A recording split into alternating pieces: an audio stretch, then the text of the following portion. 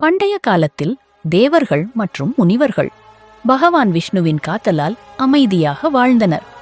ஆனால் விரைவில் ஒரு பயங்கர அசுரன் ஜலந்தரன் எழுந்தான். சிவபெருமானின் சக்தியிலிருந்து பிறந்தவன் என்ற காரணத்தால் அவனுக்கு அபாரமான பலம் இருந்தது. தீவிர தவம் செய்ததால் எந்த சாதாரண ஆயுதமும் அவனை அழிக்க முடியாது என்பதாக அவன் ஒரு வரம் பெற்றிருந்தான்.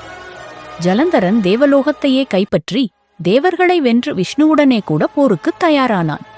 ஆனால் விஷ்ணுவின் சக்திகளும் அவனை வீழ்த்த முடியவில்லை. உலக நன்மைக்காக விஷ்ணு இறுதியாக சிவபெருமானின் அருளை பெற தீர்மானித்தார்.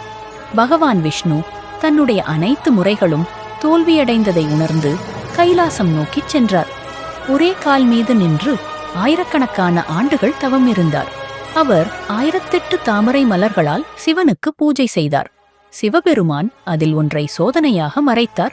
பின்னர் விஷ்ணு பகவான் தன் கண்ணில் ஒன்றை அதை தாமரை மலராக பாவித்து பூஜைக்கு எந்த களங்கமும் இல்லாமல் நிறைவேற்றினார். அவருடைய தவத்தின் வெப்பத்தால் உலகமே குலுங்கியது.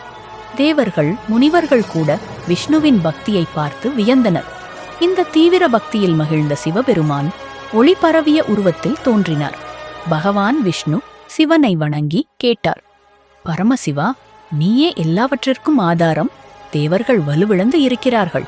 தீமைகளை அழிக்க உன்னுடைய அருள் தேவை. எனக்கு ஒரு அசைக்க முடியாத ஆயுதம் கொடுப்பாயா? சிவபெருமான் சிரித்தார். அவர் தமது 3வது கண்ணிலிருந்து ஒரு தீப்பொறியை எடுத்து தமது கையில் வைத்தார். அந்த தீப்பொறியிலிருந்து ஒரு ஒளிரும் சுழற்றும் சக்கரம் தோன்றியது. அது 1000 சூரியர்களின் ஒளியை பரப்பியது. அது அனைத்து ஆயுதங்களிலும் கூர்மையானது. அதன் புறத்தே சிவபெருமானின் சக்தி கலந்த மந்திரங்கள் பிரசவமாக இருந்தன. இதோ இந்த சுதர்சன சக்கரம். இது எப்போதும் நீதியின் காவலாக இருக்கும். இதை யாரும் எதிர்க்க முடியாது என்று சிவபெருமான் விஷ்ணுவுக்கு அளித்தார். தேவர்கள் மகிழ்ச்சியில் வணங்கினர். புதிய சக்தியுடன் விஷ்ணு போர்க்களத்திற்கு சென்றார். ஜலந்தரன் விஷ்ணுவை கண்டு சிரித்தான். என்னை அழிக்க முடியாது, எந்த ஆயுதமும் எனக்கு தீங்கு செய்யாது என்று அவன் பெருமிதப்பட்டான். ஆனால் விஷ்ணு சுதர்சன சக்கரத்தை அனுப்பினார். அது விண்ணில் சுற்றிக் கொண்டே சென்றது. ஒரு எரியும் சூறாவளியாக ஜலந்தரனை நோக்கி மின்னியது.